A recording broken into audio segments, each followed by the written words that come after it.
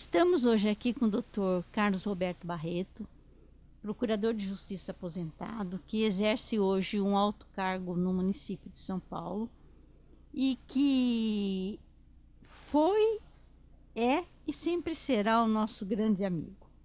Além disso, uma pessoa extremamente capacitada, de uma cultura invejável, de um coleguismo sem par e de uma atuação impecável dentro do Ministério Público.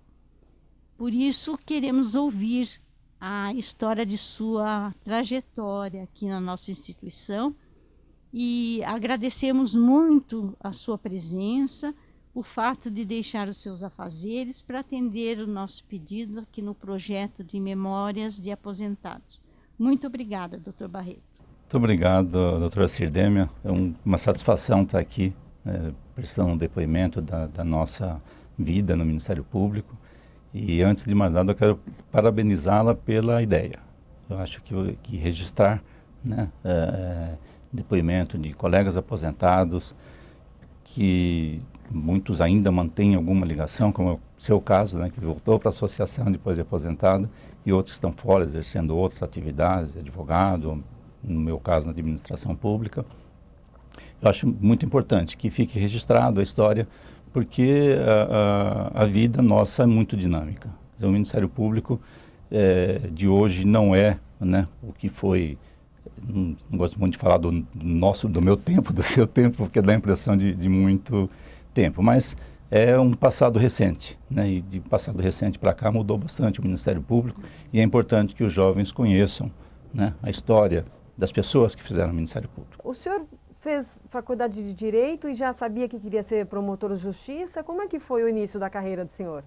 Já era funcionário público antes de ingressar no Ministério Público, né? Tive uma passagem pelo Tribunal de Justiça como escriturário, depois eu fui por concurso para o Tribunal de Contas do Estado.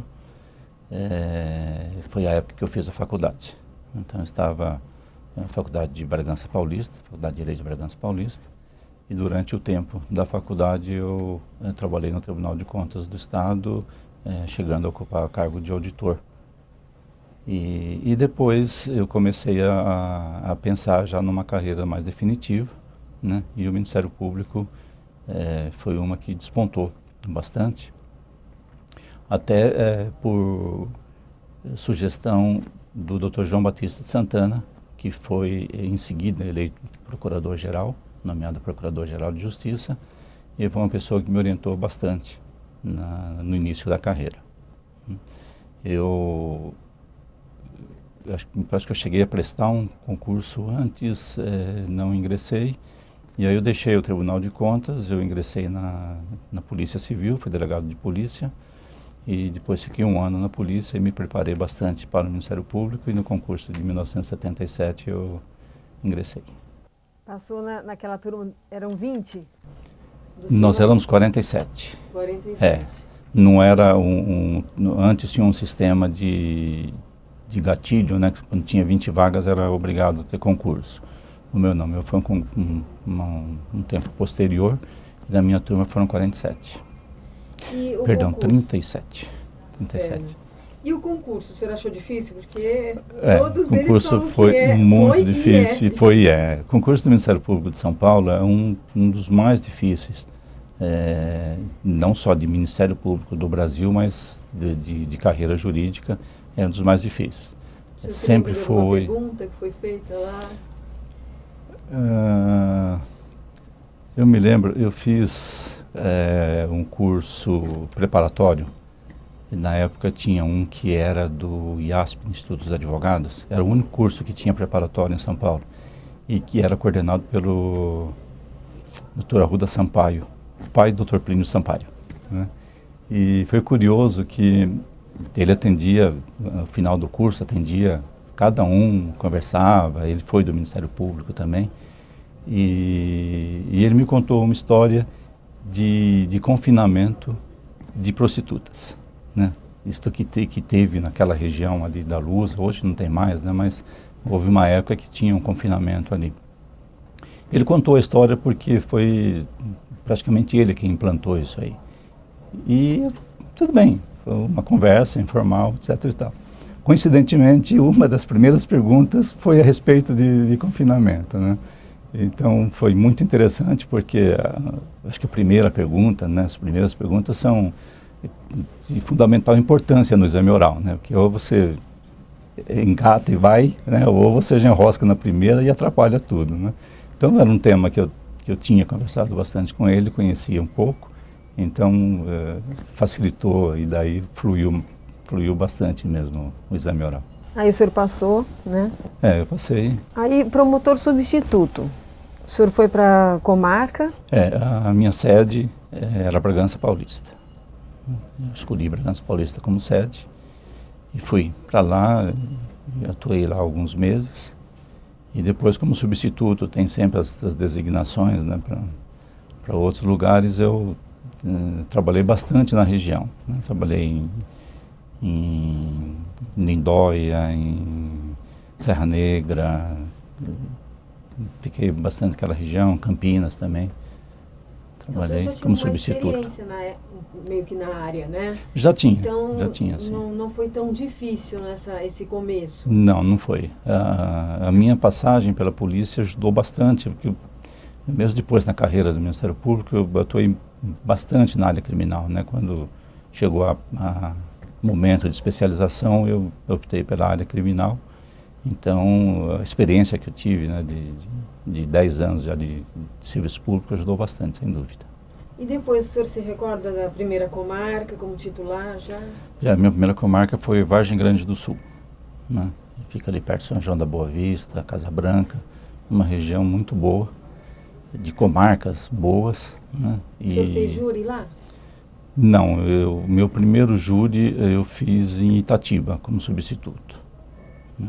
Eu não sou muito de júri, não, eu não sou... eu tinha tido uma experiência de júri como jurado, né? Eu fui jurado durante 10 anos aqui em São Paulo, então conhecia assim, um pouco de júri. Mas para fazer júri realmente não é muito minha especialidade, não. Agora, o senhor fazia atendimento ao público normal, né? Fazia. Funções normais, fazia. Né? Naquela época, a gente tinha um atendimento ao público que era muito importante, que era de trabalhista, né?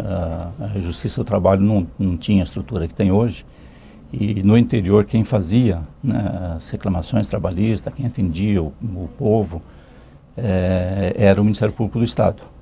Então a gente tinha, a par das atribuições normais, era cargo cumulativo, porque só tinha um promotor na comarca, então fazia área civil, área de família, e ainda tinha atendimento ao público e a questão de trabalhista. E que não era cobrado, né, doutor? Não era cobrado.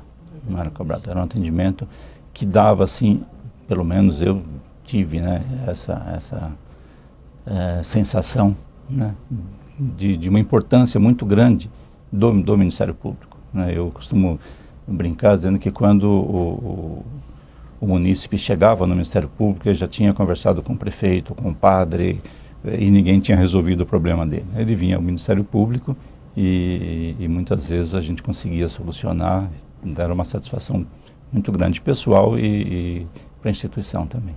E depois? Então, eu fui para Vargem Grande do Sul com a intenção de ficar no interior, né? Era uma comarca boa, você pode ficar bastante tempo, você não fica louco para sair. Mas por razões de foro íntimo, eu acabei tendo que vir para São Paulo antes do que eu imaginava. Então, me promovi a segunda entrância para a comarca de Suzano. Fiquei em Suzano um período e depois eu vim para São Paulo, né? E São Paulo como terceira entrância, né? Tinha um cargo de terceira entrância na capital, que era de auxiliar da capital, né? Não era titular de promotoria, era auxiliar, e que também era designado para as várias promotorias da capital. Essas passagens foram tranquilas, né? Foram tranquilas. Eu vim para São Paulo e na capital, embora com cargo de auxiliar, eu acabei assumindo a 22ª Promotoria Criminal. As promotorias criminais funcionavam no prédio do Palácio da Justiça, né? Exatamente ali na Praça Clóvis Bevilacqua, né? E fiquei durante um ano, mais ou menos, assumindo a 22ª Promotoria Criminal. E depois eu fui para a vara distrital de Tucuruvi, né? Não tinha regional, eram varas distritais. E fiquei em Tucuruvi, depois eu fui designado para Santana, trabalhei na 3ª vara de Santana. E depois fui promovido em entrância especial, né, no último degrau da primeira entrância. Fui para Vila Maria, vara distrital da Vila Maria. Agora, o crime, o senhor sempre trabalhou com crime, né? Quando eu me especializei, sempre no crime. Ao crime, né? Sempre foi um problema, né, doutor? Sempre foi um problema. Sempre o volume, né, é muito grande e a tendência é sempre de aumentar o número de processos. Inteira, né? Não, nós tínhamos atuação restrita, né? Realmente é um problema na capital inteira, mas a minha atuação na Vila Maria, por exemplo, era restrita à área da distrital da Vila Maria. Nós trabalhávamos com crimes que não eram tão graves, porque os crimes graves mesmo, roubo, latrocínio, etc., vinham por foro central, né? Distrital a gente trabalhava muito com acidente de trânsito, era um volume bem grande, né? O uso de tóxico, então eram crimes que tinham um volume bem grande mesmo. Então, aí houve um período, não me lembro bem o ano, que foram criados os foros regionais, né? Houve uma reestruturação na estrutura, né, do judiciário, foram criados foros regionais. E em Santana foi criado um foro regional que uniu 4 foros distritais. Então, o que era Vila Maria, Tucuruvi, Casa Verde, própria Santana, juntou e se transformou no foro regional de Santana, né? No foro regional de Santana, aí já começaram as varas especializadas, né, nos foros regionais. E eu assumi uma promotoria criminal. Tinha trabalho? Muito trabalho, tinha muito trabalho.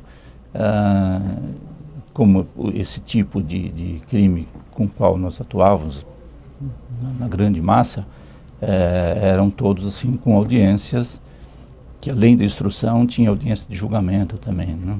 E então era assim, a tarde toda a audiência tomava da 1h e até 6, 7 horas da noite, e aí sobrava os processos, os inquéritos para fazer de manhã, né? Ou à noite. Que tinha que limpar, Que né? tinha que limpar, não podia deixar acumular, né? E depois, como é que o senhor veio para cá, para segunda instância? Segunda instância. Eu fiquei em Santana há mais ou menos uns 10 anos.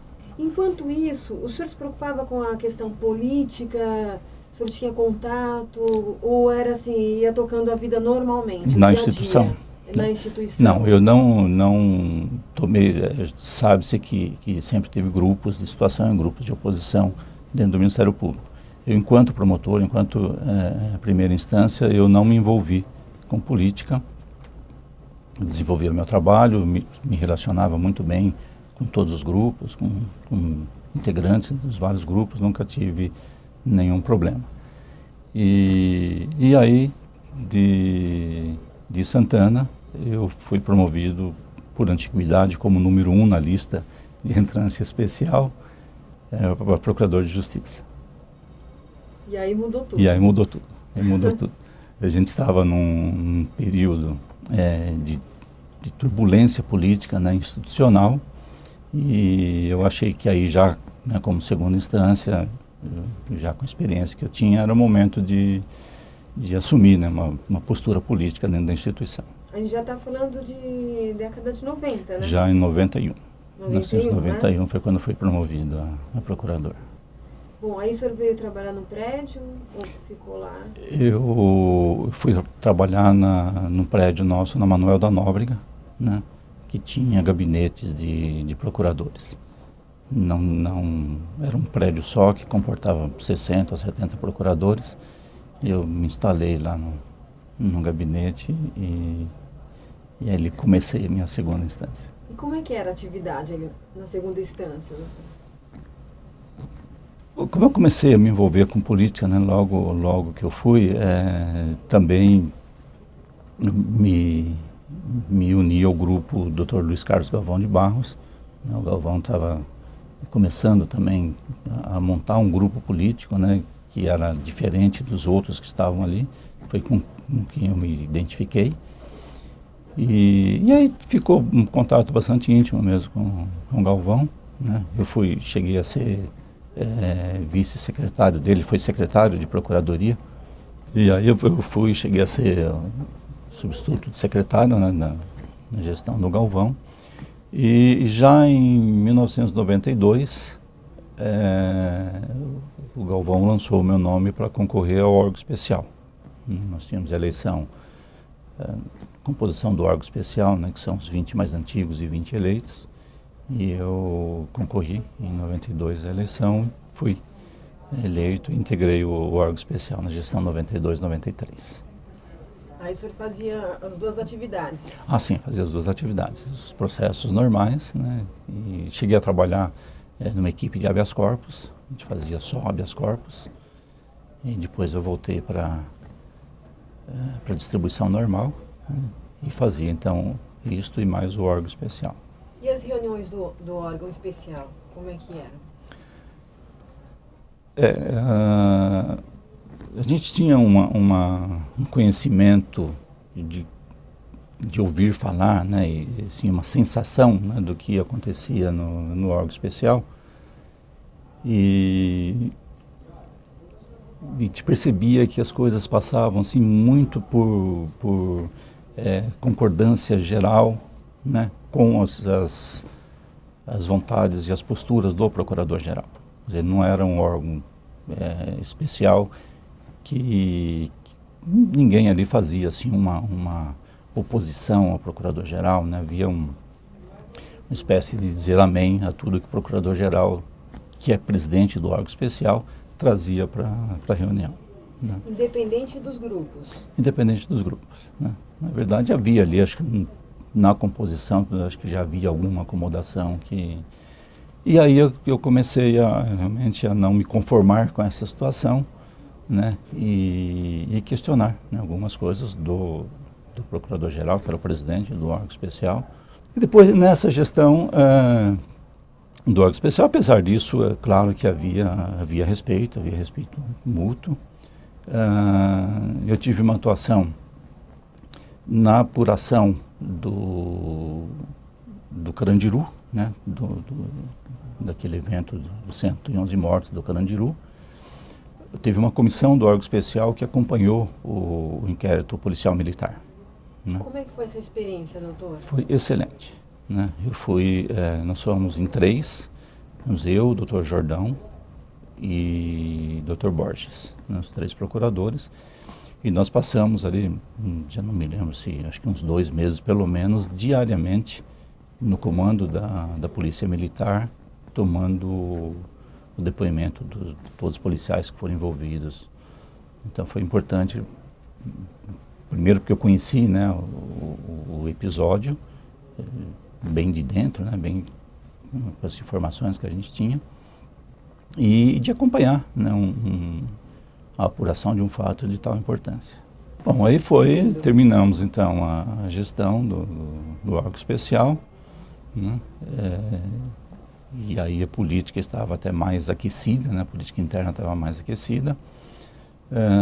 Nós tivemos eleição para o Conselho Superior do Ministério Público. Nesse momento houve uma união dos grupos de oposição, né,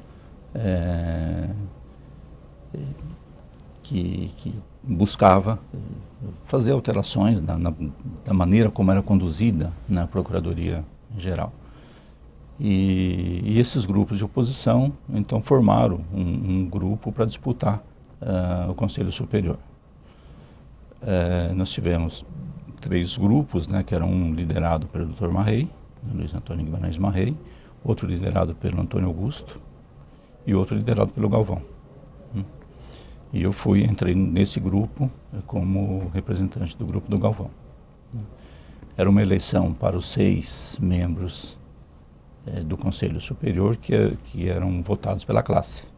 Então nós fizemos durante meses uma campanha buscando. O Conselho Superior é composto por 11 membros, né, que são 2 natos, o Procurador-Geral e o Corregedor-Geral, 3 eleitos pelo órgão especial e 6 eleitos pela classe. Aí nós fizemos a campanha, fomos para a eleição, foi muito disputada a eleição, bem acirrada mesmo, e nós conseguimos, pela primeira vez, né, fazer com que um grupo de oposição ganhasse a maioria no Conselho Superior. E foi uma campanha difícil? Foi uma campanha difícil, foi bem difícil a campanha pessoal, viajamos o estado todo, né, e aí nós somos os 6 da chapa de oposição eleitos para o órgão especial, então, pelo Conselho Superior, desculpa. E aí nós tivemos então a maioria, porque de 11 era 6-5, né, uma maioria apertada, mas era uma maioria. Agora eu queria que o senhor contasse também o que houve depois no Conselho, né? Que foram 2 longos anos. Foram 2 longos anos, foi assim, bastante difíceis, né? Mas eu acho que foi importante para a classe, acho que foi uma virada, né, de postura dentro da instituição. E até quando nós fomos eleitos, o Procurador-Geral era o Dr. Arnaldo. O Arnaldo estava quase de saída da Procuradoria-Geral, e ele falou que ele ficaria para eleger o Conselho, né? Ele perdeu por 6-0. Isso foi bastante comentado na imprensa, a mídia toda comentou, acompanhou a mídia. Acho que talvez uma das primeiras vezes que a mídia tenha acompanhado bastante a eleição para o Conselho Superior, né? Normalmente o Procurador-Geral, a mídia dá um pouco de espaço, mas o Conselho não é muito comum, né? Mas é que houve a questão da concentração de poderes, né, com a nova lei orgânica, né? Então, uma vez no Conselho, eu fui eleito secretário do Conselho Superior, né, que é quem cabia toda a parte administrativa da secretaria, que é bastante trabalhosa, né? E nós tivemos assim alguns momentos especiais, né, na gestão. Uma delas foi essa questão da concentração de poderes, né? Nós não nos conformávamos com a concentração de poderes nas mãos do Procurador-Geral para processar determinadas autoridades, né, os deputados, enfim, tinha lá uma reserva de poder. E nós, 6, né, do grupo, fizemos uma representação ao Procurador-Geral da República, pedindo que ele arguísse a inconstitucionalidade de vários dispositivos da lei orgânica. A nossa representação foi acolhida, ele representou, ele entrou com ação de inconstitucionalidade no Supremo. O Supremo deu uma liminar suspendendo os efeitos desses dispositivos, né, liminar que persiste até hoje. O Supremo não julgou o mérito ainda, mas a liminar está lá, que foi provocada pelo nosso grupo. E é uma questão que o ano passado voltou, né? O ano passado voltou, né? Houve uma questão, exatamente, com Campos Machado. Isso, já em nível estadual, né? Houve uma tentativa de voltar a concentração nas mãos do Procurador-Geral, que acabou também não sendo votada. Não sendo acolhida. Bom, e aí, depois do Conselho, 2 anos de loucura, 2 anos de Conselho. Né? Bom, logo após a nossa eleição, a nossa posse, que foi dia 1º de janeiro, nós tivemos a eleição para o Procurador-Geral. E aí lançamos, então, os grupos de oposição, lançamos o nome do Dr. Galvão.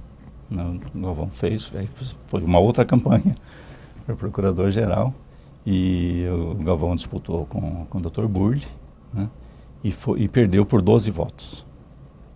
Então foi uma mais acirrada, ainda mais disputada a eleição, perdeu por 12 votos. O Dr. Burle foi nomeado, e aí tivemos então toda a gestão com o Burle, que era do grupo oposto ao nosso, né, no Conselho.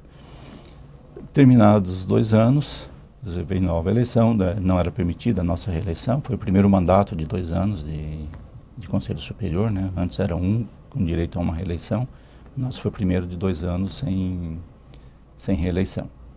E aí vem então novamente campanha, Conselho, Procurador-Geral, lançamos novamente o nome do Galvão, né, Procurador-Geral, e eu coordenei a campanha do Galvão nas 2 eleições, né, na primeira e depois na segunda também.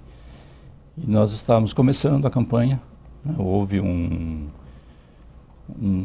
uma notícia publicada na mídia que envolvia um irmão do Dr. Galvão, que era deputado estadual, líder do governo na Assembleia, e uma notícia que acabou abalando, né, bastante o Galvão, e ele acabou desistindo de disputar a eleição. Até para que isso não tomasse vulto, era nítida, né, a intenção de quem colocou isso na mídia, que era prejudicar justamente a campanha do Galvão. Aí ele, para não deixar isso ganhar vulto, não prejudicar o irmão, ele acabou desistindo da campanha. Ele até nos contou que depois que ele desistiu da campanha, ninguém não, mais aí falou sumiu, sobre ninguém isso, mais sumiu. falou sobre o que evidencia, né, que realmente a intenção era exatamente a de prejudicá-lo, né. Então, e depois o que o senhor fez? O senhor se aposentou? Então, não, e aí nós tivemos, ficou aquele vazio, né, sem candidato de oposição, né, Galvão saiu, e na reunião que eu presidia, até porque eu coordenava a campanha, ali mesmo foi lançado o nome do Dr. Marrei, né, no lugar do Dr. Galvão. O Dr. Marrei saiu como candidato de oposição, né, naquela gestão.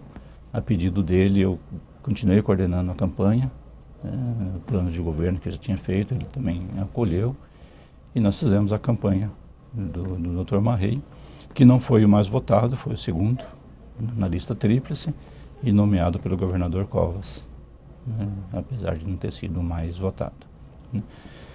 E como aquilo era uma união, né, de grupos de oposição, claro que cada grupo teve espaço, né, na administração da primeira gestão do Dr. Marrei. E eu fui designado diretor-geral do Ministério Público, né. E ali ficamos um ano e pouco depois. Começamos a ter divergências políticas, né, eu e o procurador-geral e o grupo a que ele pertencia, e eu acabei deixando a diretoria-geral, né. Foi um episódio assim, bastante difícil, né, porque queriam que eu pedisse para sair, eu dizia, não tenho motivo para sair, né. O procurador-geral que me designou, ele pode cessar a designação. Isso foi assim, um embate durante 3 dias, né, e acabou, então, culminou com ele cessando a minha designação. Imediatamente, 10 assessores da Procuradoria-Geral pediram também para se afastar em solidariedade a mim. Foi um momento assim, de rompimento, né, político do grupo do Galvão e do Marrei. Puxa, né? Porque tinha feito a campanha e tudo, né? São as composições políticas que acontecem, né? Acho que é bem normal. O senhor atuou bastante, né? Atuei bastante, politicamente, né? atuei. Politicamente, sim, atuei. Né? E em momento, assim, acho que bem crucial mesmo da instituição. Foram as décadas mais complicadas, né? Foi sempre tudo bem complicado. Mudanças. Houve grandes mudanças. Teve 88. Isso. Né? Assim, começou em 88 com a mudança da Constituição, né? E depois essa questão. E aí, saindo da diretoria-geral, eu resolvi me afastar da política institucional, né? Embora já tivesse até tempo para me aposentar, continuei atuando. E eu tinha, por experiência, que vinha lá desde da Promotoria de Santana, eu tinha uma atuação bem grande na área de crimes de imprensa, né? O Foro Regional de Santana, na época, concentrava o Estadão, a Abril, né? Então o volume, né, de processos de imprensa era bem grande. Isso me permitiu até lançar um livro, né? Lancei um livro, Procedimentos Penais contra a Lei de Imprensa. Então foi um tema que sempre me foi caro, né? Então, aí voltando para as minhas atividades normais na segunda instância, eu atuei bastante nessa área também de crime de imprensa, junto ao Tribunal de Alçada Criminal, né, extinto Tribunal de Alçada Criminal. Tem alguma história de crime de imprensa assim que o senhor gostaria de relatar? Tinham várias histórias, né? Normalmente crime de imprensa envolve pessoas conhecidas, né? Mas assim, nenhuma que se destaque mesmo, né? E aí o tempo passou, né? E eu comecei a voltar para a política, né? Aí veio uma nova eleição, já em 2002, né? Uma composição de chapa, eu disputei o órgão especial e voltei para o órgão especial, né? Política é uma coisa que, né, fica no sangue. E aí eu estava no órgão especial, mantendo a atuação nos processos.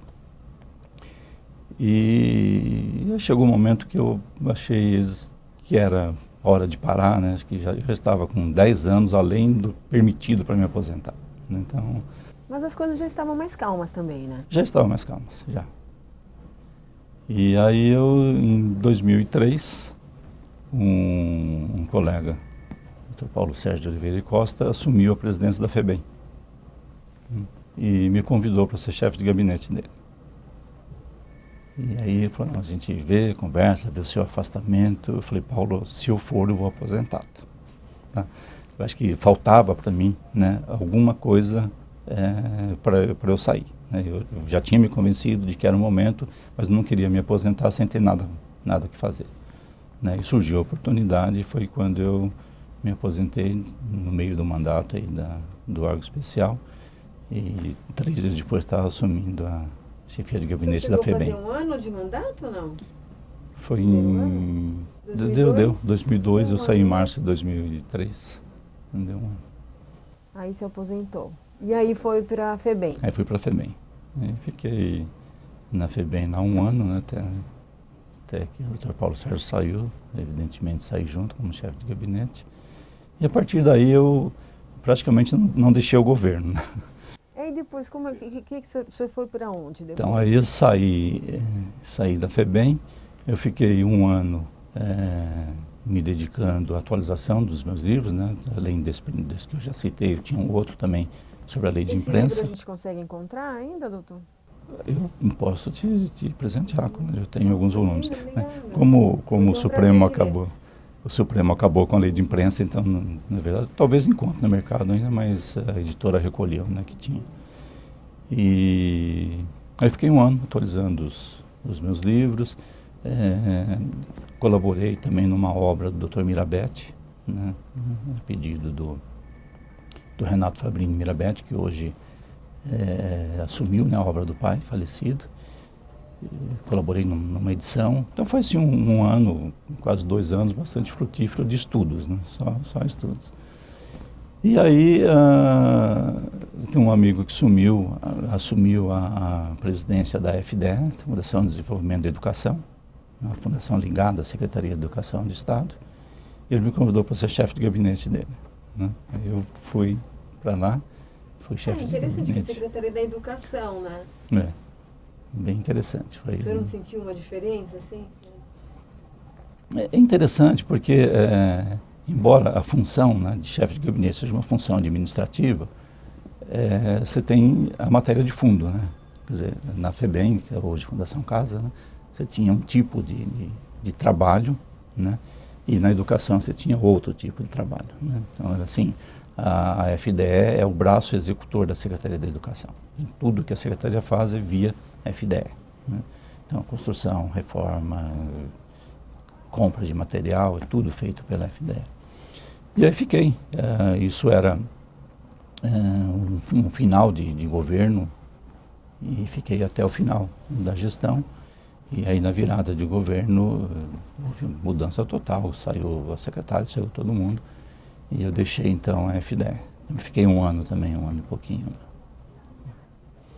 E agora? E aí eu esperava que, né, nada mais acontecesse.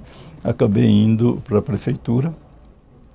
Fui assessor especial na Secretaria de Participação e Parceria, uma secretaria que hoje não existe mais. Mas qual prefeitura a gente está falando? Prefeitura de São Paulo. Então, mas agora ou antes? Gestão Kassab. Gestão Kassab. A primeira gestão Kassab. Sim. E o secretário era o Ricardo Montoro, né, o Paulo Sérgio Oliveira Costa era o secretário adjunto. Aí me convidaram e eu fui para lá como assessor especial. Estava lá há alguns meses e eu fui procurado pelo Dr. Alexandre de Moraes, que era secretário de transporte do município, né? Ele me convidou para assumir uma superintendência na SP Trans, né? Acabei indo para a SP Trans e superintendente, fui depois nomeado diretor da SP Trans. Na SP Trans eu fiquei uns 3 anos, mais ou menos. E saí da SP Trans, né, também assim, achando que fosse descansar. Embora não seja o meu perfil descansar, né, eu gosto de trabalhar. E uma semana depois eu fui convidado para assumir a chefia de gabinete da Secretaria do Trabalho do Estado. Era uma gestão do Dr. Guilherme Afife Domingos. O Dr. Guilherme tinha se afastado para disputar a vice-governança, né? E aí uma mudança lá que houve, fui convidado para assumir a chefia de gabinete. Fiquei na Secretaria de Trabalho, assumi, fiquei até o final da gestão, né? E com a eleição do Dr. Afife e nomeado secretário da Secretaria de Desenvolvimento, Ciência e Tecnologia, ele me convidou para ser chefe de gabinete dele. Aí eu fui para Ciência e Tecnologia, também matéria bem diferente, né, do que a gente estava fazendo. E fiquei com ele até a saída dele da secretaria. O senhor ficou lá em Brasília? Não, aqui em São Paulo como mesmo, secretário, né? Aqui em São Paulo. Da Ciência e Tecnologia. Isso antes dele ir para Brasília. Ah, tá. E aí ele ficou, foi uma gestão curta, né? Pelas questões políticas, a saída polêmica, né? dele foi polêmica, né? E evidentemente saí junto com ele, né? E aí acabei saindo um pouco da administração, fiquei 1 ano e meio mais ou menos no meu escritório, só estudando, lendo, escrevendo. Quando eu fui na atual gestão da prefeitura, em janeiro de 2013, em dezembro de 2013, eu fui procurado pelo colega também, Roberto Porto, que tinha sido convidado, promotor, tinha sido convidado para ser secretário municipal de Segurança Urbana, né? Aí o Porto e o adjunto dele, que era o Dr. Marcos, também colega nosso, me convidaram para assumir a chefia de gabinete da secretaria, né? E assumi em janeiro de 2013, estou lá até hoje.